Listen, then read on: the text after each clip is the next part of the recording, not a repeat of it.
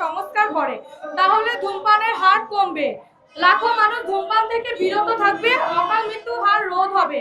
তার পাশাপাশি সরকারের রাজস্ব 43% বৃদ্ধি পাবে। আমি চাই সরকারের কাছে একটাই দাবি রাখতে, তামাক পণ্যের কর ব্যবস্থা সংস্কার করতে। 10টি শলাকার সর্বনিম্ন দাম নির্ধারণ করার জন্য বলা হয়েছে 90 টাকা।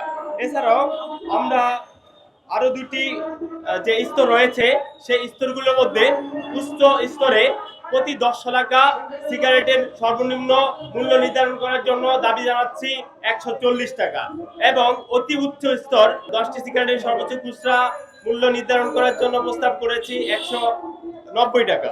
নিত্য পণ্যের দামও কিন্তু অনেক বেড়েছে, সেই সাথে দেখা গেছে যে তার সাথে যদি তুলনা করি তাহলে কিন্তু তামাকের মূল্য সেভাবে বৃদ্ধি পায়নি।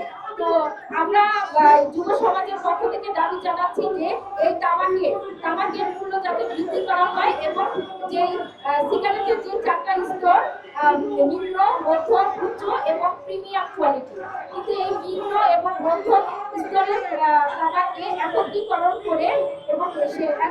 করে সেটাকে যাতে একটি 10 প্যাকেটের শলাকার প্যাকেটের মূল্য যাতে 90 টাকা করা হয়, তাহলে দেখা যাচ্ছে যে বাংলাদেশের সরকার যে তামাক কোম্পানিগুলো আছে সেখানে তাদের কাছ থেকে সব কোয়ার্টার নিতে তাদের জন্য একটা সুবিধা হবে।